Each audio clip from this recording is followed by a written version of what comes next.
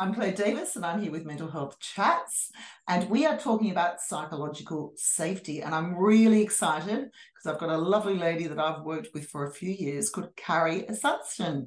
So, hello, Carrie. How are you? Hello and good morning. Calling in from Central Coast, California. Excellent, excellent. So, just quickly, in a nutshell, who is Carrie Asuncion? So far, I just want to say thank you so much for having me here today, Oh, Claire. So let's see, what can I share with you? So I help often overwhelmed business owners to align with their purpose, their passion, and their profitability, so they can thrive in business. Really, so we're aligned in the way that I really am helping individuals to ditch the stress and to begin to live with a greater sense of aliveness. So it's a background in human resources. I was a HR exec, and also a background in somatic psychotherapy. So yeah. that's what I'm up to. It's excellent. And I'm really fortunate to have done some work with you, Carrie, and I feel that I'm really fortunate. So, what I'd like you to do is you've just said that in a real nutshell. Can you just explain in a little bit more detail exactly what that means for the Ah, listeners out there? yeah. Yeah. So I just have to say it's been an honor to know you over the past few years. You Oh, are just a bright light, Claire, oh, and thank so you. bright. You have so much to share with people. So I felt so honored that you asked me to be here today. So, and then I think I shared with you that when you originally talked about psychological, how safety and why it's so important to lead a group, I was like, I don't know, what do I have to say about that? um, but I realized, wow, this is really where I've been at for a number of years. So I don't know, what can I share with you? I think it's really important as I reflected on the landscape of what it's been like to work with teams, is that managers used to, how do I want to say, lead with incentives or rewards, and also with punitive, um, let's call it, we called them assessment plans. But it felt like it was very, how do I want to say, rigid. And this whole ability to realize that we are human beings, not human doers, is really, I think, the crux of where you and I come together to help managers, leaders, superstars to take it to the next level. So I think really it's about getting clear what it is that they want to create. So if it's a high performing team or it's a high performing company, and then what are those KPIs or key performance indicators that they need to keep their eye on in order to basically manage their organization for excellence. I'm not about just doing mediocre stuff. I want to take it No. to the next level, and I know you do too. And you're amazing with that. So you actually work with mainly business owners to get things to the next level with their mindset, Correct. don't you? Yeah, they Mm, often come to me when they're just stressed out, overwhelmed. mm, And interestingly enough, it's much like the way I was a few years ago, right? We often learn from our own, mm, call it, I don't know if it's a failure or mistakes, or but I can remember not too many years ago where so I did the corporate deal, right? And then I mm, started doing the entrepreneurial deal, and I thought that I could do it by myself. And really that's not the path to success. mm, So leaning into a team that can help support me in the process. And I've found that really there's so many groups that, like, we've experienced that too, right? yeah, So yeah. power of leaning in to a team that appreciates your brilliance and can see your brilliance, and sometimes can even spot it when you can't see Yeah, it yourself. yeah, that's brilliant. Thank you, Carrie, for that. So let's talk about in a manager's role in the corporate world and that term psychological safety. Why is psychological safety so important when you are managing a team? I reflected. I was thinking about this morning, and I was thinking about how managers managed just a few years ago, Mm, and how now managers are really acknowledging again that we are human beings, we're not human doers, mm, And that when people aren't feeling safe, you and I both know this because we've studied positive intelligence, right? PQ, that body of work that came out of Stanford from Sharzad Charmaine, is that when employees aren't feeling safe, they're motivated through fear, guilt, anger, insecurity, shame.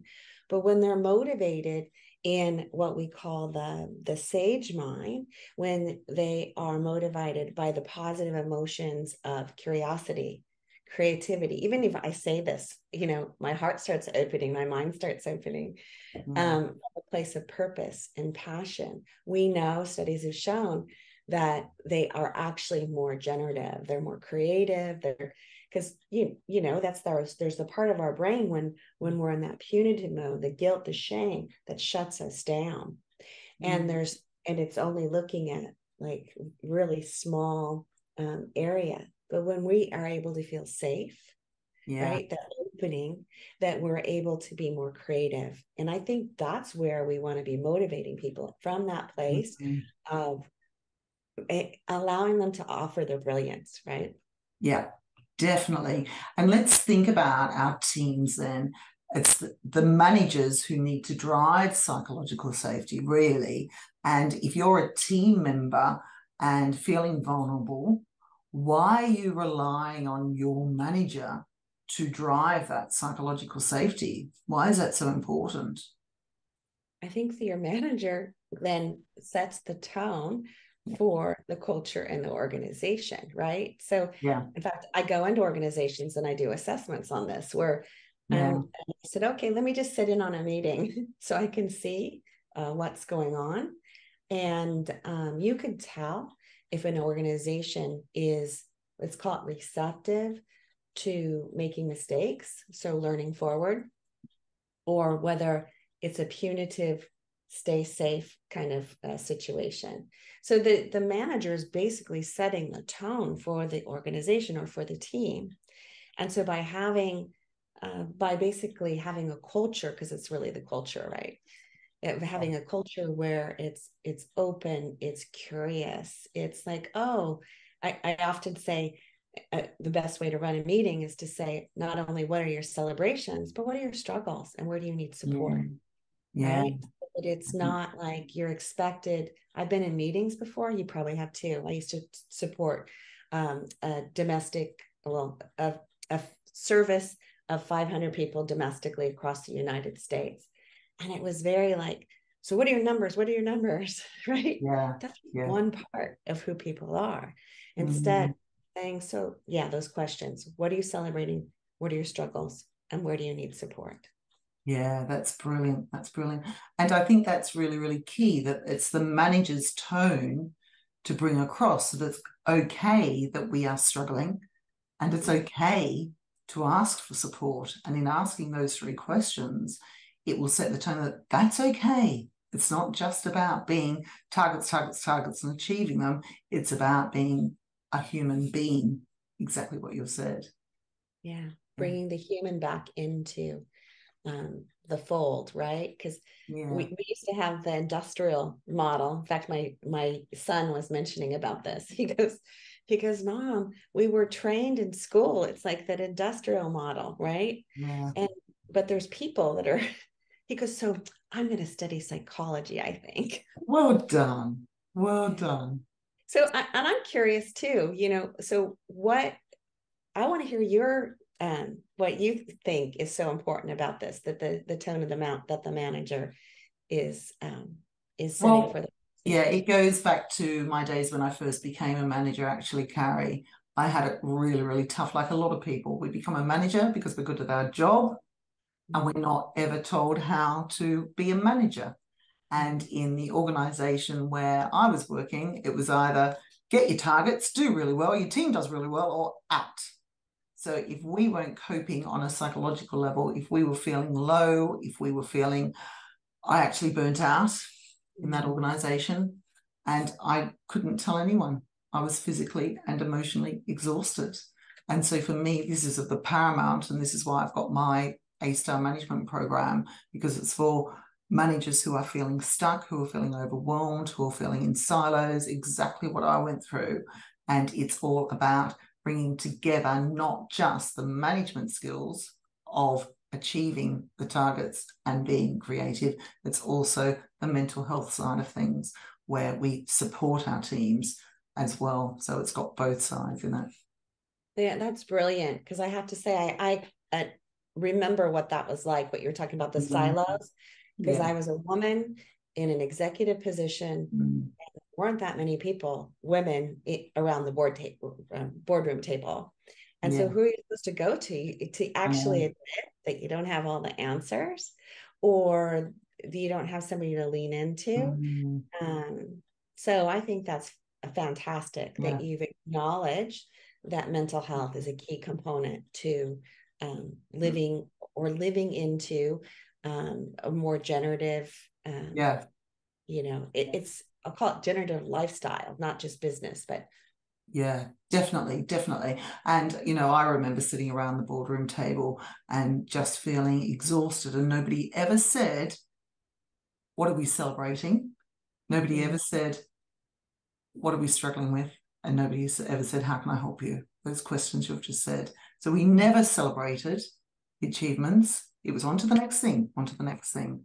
And that word struggle never came into our vocabulary. It was absolutely appalling. And so therefore that was then passed on to our teams. It was all about targets. So I think a lot of us experience that, and I want to change the world, but it's not happening anymore in the corporate world because we are human beings, as you said.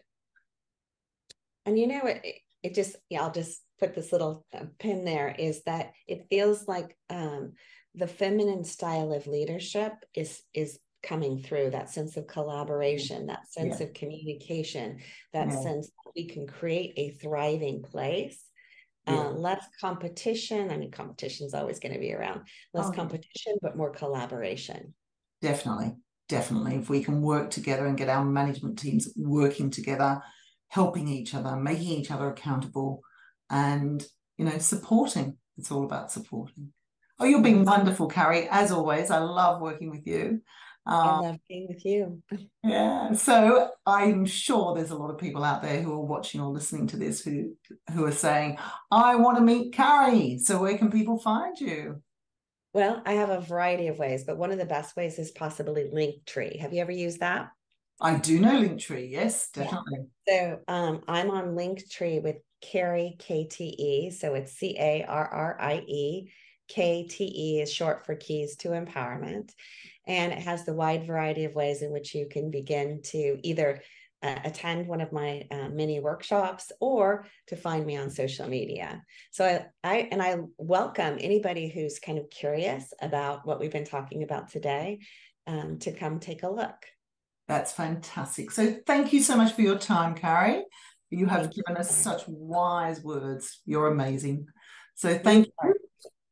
Thank you. Take care. Have a great day. You too.